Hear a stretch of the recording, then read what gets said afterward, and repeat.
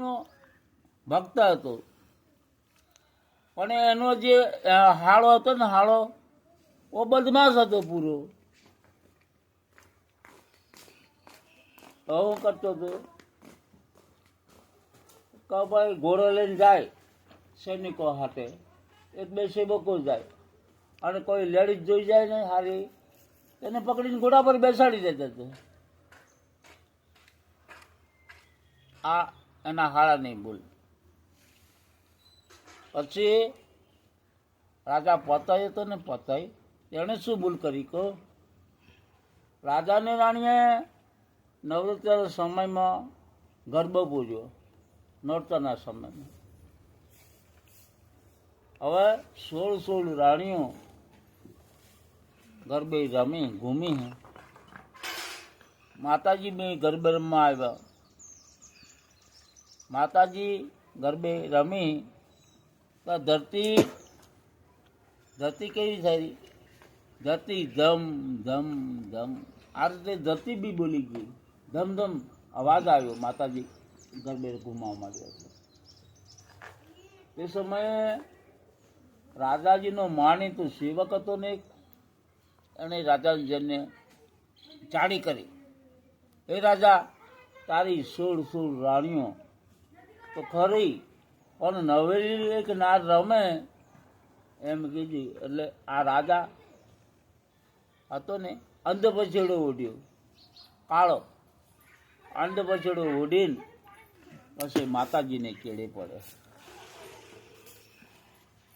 એકદમ ત્યાં પકી ગયો માતાજી કન અને માતાજીનો પાલો પકડી લીધો. પાલો આમ કરીને પકડી લે કોણ? રાજા પતાય. માતાજી પછી બોલે, એ રાજા માંગ, તારે જે જોઈએ તે હું આપવા માટે તૈયાર છું. ઘોડાની ઘોડવારો જોઈએ તો આપવા તૈયાર, અને હાથી જોઈએ તો ઝૂલનતા તને આપું. તો પતે રાજા ના પાડાય, ભાઈ એ તો મારે છે, તો તારે પુત્રને પરિવાર જોઈએ, વાંચ્યો છે પુત્ર પરિવાર બી હે મારે, તો એ બી ન જોઈએ. પછી એમ કીધું કે તને આખું ગુજરાત અને MP અને રાજસ્થાન તને રાજ્ય આપી દઉં રાજમાં. તો કે ભાઈ મારે એ બી જોઈતી નથી જોઈતી. પછી છેલ્લું અમને કહેવામાં આવ્યું કે જ્યાં સુધી આ સૂર્ય ને ચંદ્ર રહેશે ત્યાં સુધી તારું રાજ તપશે. બોલ હે રાજા, બોલ જલ્દી છે. રાજા કહે એ બી મારે ન જોઈએ, તાવે માંગ હેન્ડ લાસ્ટમાં છેલ્લો.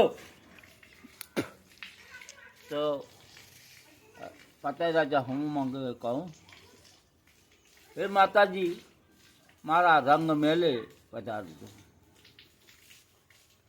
આવા આમ કીધું એટલે માતાજી ગુસ્સે થઈ ગયા. આ તો માતા હતી ને, જગત જનની કહેવાય. ક્રોધે ભરાઈ ગઈ એટલે ક્રોધે ભરાઈ ગયા. અને જે નજીકનો બાદશાહ હતો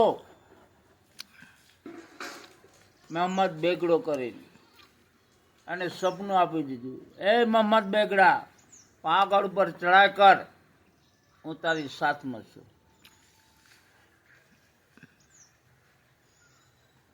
હવે માતાજીનું એક તો સપનું અને વચન થઈ ગયું, એટલે આ મોહમ્મદ બેગડો આગળને જીતી લે.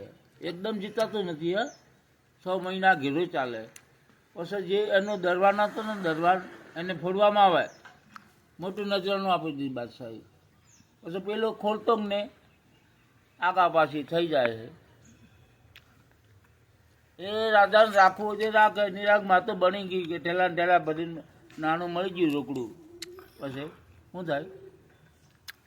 એ રાખે તો કઈ નહીં કે મારતો બની ગયું, હાથ બેડીને હોદીને આમ કરીને ખોલતો ને એ કયા હાંત આવી ગયો.